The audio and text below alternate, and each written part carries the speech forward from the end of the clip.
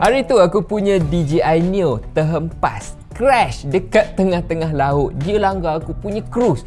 So agak sedih lah aku time tu kan. Aku buat report dekat DJI, cakap kenapa DJI Neo tak ada sensor. DJI buktikan dia improve, dihasilkan DJI Neo 2 guys. This one ada sensor. Kalau korang boleh nampak kat sini, dia ada sensor dekat bahagian atas kat situ, dia ada satu sensor, dan dekat bahagian bawah pun dia ada sensor. Tapi bukan atas dan bawah je, dia omnidirectional obstacle sensing. Maksudnya 360 darjah dia boleh elak halangan. Aku boleh katakan yang this drone sesuai untuk beginner. Okay, beginner friendly. Yang tak tahu apa-apa, yang zero knowledge pasal drone kan, macam mana nak fly drone, tak perlu risau sebab korang just perlukan this drone sahaja untuk nak fly, untuk nak operate. Controller tak perlu. Yes, dia ada sediakan dia punya controller. Korang boleh beli yang combo punya ataupun korang boleh pair dengan dia punya controller. Tapi tak payah controller pun boleh fly juga. Lepas tu dia punya body, kalau korang tengok kat sini kan, dia memang fully ada propeller. So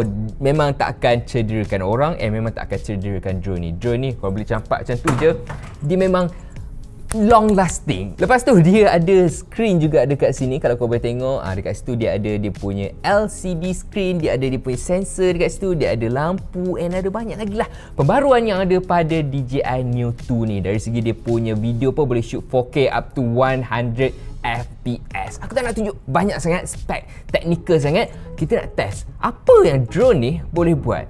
Jom. Ok, jom kita test fungsi ataupun keupayaan apa yang ada pada DJI Neo 2 ni. Ok, macam aku cakap tadi, drone ni dia tak perlukan any controller, dia just boleh fly macam ni je, pump take off. Ok, first korang kena hidupkan dulu dia punya drone ni. So dekat bahagian bawah ni kan, kat situ korang boleh adjust ataupun pilih mode apa yang korang nak. And dekat bahagian depan tu dia ada dia punya screen. So korang just tekan je. Sekarang ni mode follow, rocket. Jadi rocket, circle, drone, selfie shot, and yang follow punya. And untuk yang mode follow ni kan, dia ada lagi dia punya pilihan distance. Macam sekarang ni yang close punya, kalau nak adjust dia punya distance tu, kau tekan button ni lama-lama, and kau boleh pilih dekat situ. Far, close, medium, far, close, medium. So jom kita test dia punya fungsi follow. Okay, untuk nak aktifkan dia, kau just tekan je record button ni, letak dekat tangan korang, make sure kamera menghadap muka korang.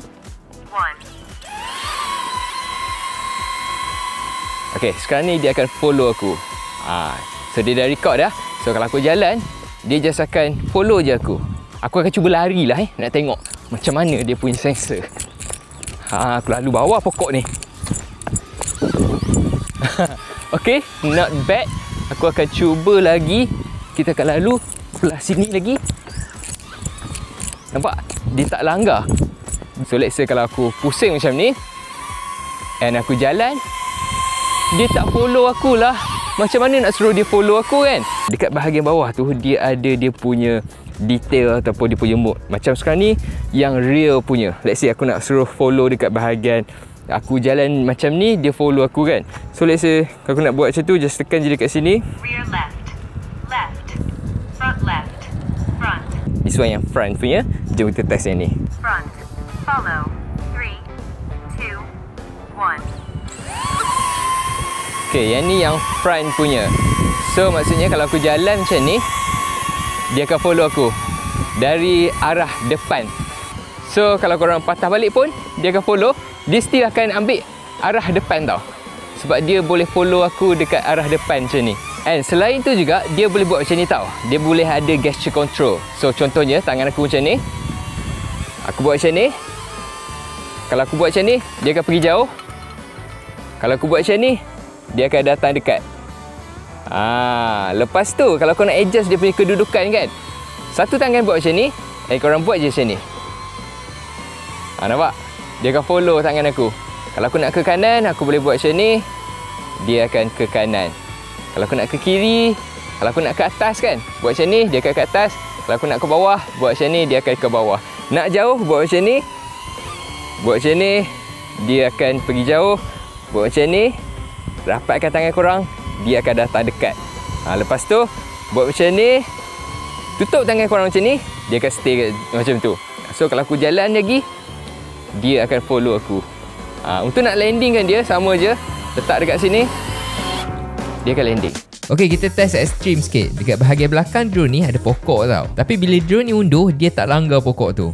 Nampak? Dia cuba elak pokok tu. So walaupun drone ni mengundur ke belakang, dia still boleh elak halangan. And kalau ada halangan juga, dia akan ubah posisi ke tepi. Nampak? Dia akan pindah ke tepi sebab dekat belakang drone tu actually ada pokok ni. So dia akan elak semua halangan yang ada. And bila dah clear kan, dah tak ada halangan, dia akan kembali pada posisi dekat bahagian depan macam ni balik. So dekat sini aku boleh katakan yang drone ni dia punya sensor memang function guys.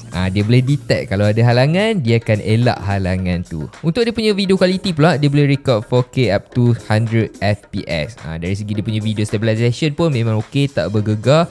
Tengok, dia dah ubah posisi ke tepi pula sebab dekat bahagian belakang tadi tu ada pokok yang rendah ni. And bila dah tak ada halangan, dia akan duduk balik dekat bahagian depan aku. Tu sensor dekat bahagian belakang. Kita nak tengok sensor dekat bahagian depan pula. Kalau kita tengok kat situ, dia ada pokok kan. And drone ni akan cuba untuk rendahkan dia punya ketinggian drone tu so that dia tak langgar pokok tu. And kalau korang tengok kat situ juga kan, ada ramai orang kan, tapi drone ni still boleh track aku seorang je. So korang tak perlu risau kalau dia tersilap track orang lain ke, benda tu semua memang takkan terjadi guys. Dia akan track korang je. Kalau korang rasa tak cukup mencabar kan, jom kita berlari dekat celah-celah pokok ni pula. Kalau kau boleh nampak dekat situ kan, dia akan ikut aku punya path ataupun aku punya jejak. Dekat mana tapak aku berlari, dekat situ dia akan ikut. Kalau aku corner kiri, dia akan corner kiri. Kalau aku corner kanan, dia akan corner kanan. Kau tengok sekarang ni, drone ni dia track dekat bahagian depan kan. Tapi bila aku corner, dia akan cuba stay dekat bahagian depan. Aku dah penat actually main lari-lari ni. Drone ni still boleh kejar aku, dia tak lost track aku. And korang tak perlu risau, dari segi dia punya bateri, dia boleh tahan 19 minit flight time guys untuk single bateri. Nampak? Kalau aku patah balik kan, dia akan kejar aku and cuba untuk ada dekat bahagian depan aku. Sebab aku dah set dah untuk dia follow dekat bahagian front, dekat bahagian depan aku je. Okay, jom kita test dia punya selfie shot macam mana. Okay, sekarang ni aku setkan kepada 6 shot, maksudnya dia akan ambil 6 angle yang berbeza. So jom kita test. Selfie shot. 3, 2, 1. Okay, dia akan ambil dia punya kedudukan. Okay, so nanti masa dia nak tangkap gambar, dia akan ada flash dekat situ. Dia akan ada countdown, dia akan snap gambar yang pertama. Lepas tu dia akan turun, ubah kedudukan yang seterusnya. Dia akan ada countdown and dia akan snap gambar. Angle yang ketiga, dia ambil yang dekat sikit. Okay, this one angle yang ketiga dekat sikit. Angle yang keempat, dia akan ubah low angle. This one yang low angle punya. Angle yang kelima, this one is a close up. Okay, close up tapi high angle. And last shot, get ready, smile to the camera and dia akan ambil gambar. And after dah settle, dia akan balik dekat korang and korang just letak je tangan, dia akan landing. Easy as that. So korang dah tak perlu nak suruh orang untuk snap gambar korang. Kita test mode yang seterusnya. Aku nak ambil yang circle. Circle ni dia akan keliling aku. Dia akan macam lebih kurang macam orbit lah. Okay, so distance pun boleh set juga. Aku ambil yang 4 meter je. Jom kita test 4 meter untuk yang circle punya. 2, 1. Okay, dia akan jarakkan 4 meter. Lepas tu dia akan pusing. Dia akan orbit korang lah. So masa ni kalau korang nak jalan pun, let's say aku nak jalan macam ni ke, dia akan still orbit aku. Okay, 4 meter. So korang dah tak perlu risau. Kalau just jalan je macam biasa, make sure dalam range 4 meter tu tak ada halangan ataupun tak ada any obstacle lah. Lepas tu bila dah settle, dia akan patah balik dekat korang. Korang letak je tangan dekat sini and dia akan landing macam biasa. Okay, so apa pandangan korang pasal DJI Neo 2 ni? Bagi aku memang senang. Kalau kau nak bawa pergi travel ke, size dia still boleh dikirakan sebagai compact juga. Kalau kita nak bandingkan Neo 1, dia lagi kecil lah. Tapi kecil tapi tak ada sensor, ada banyak kekurangan buat apa kan. Tapi this one dia ada banyak kelebihan yang dia dah upgrade dah. Dia ada dia punya sensor omnidirectional obstacle sensing. Lepas tu dia punya gimbal pun dah okey. Dia punya ada mode macam selfie shot, dia boleh ambil gambar kan, ambil gambar, ambil video. Lepas tu quality dia pun 4K 100 FPS. Kalau nak buat slow motion memang cantik. And dari segi dia punya dynamic range pun dah okey sangat-sangat guys. In terms of dia punya bateri pun boleh tahan lama. So kalau korang nak DJI Neo 2 ni kan, aku dah sediakan berikan link dekat bawah video description. So just tekan dekat situ and beli. Okay, thank you so much for watching and see you guys in the next video.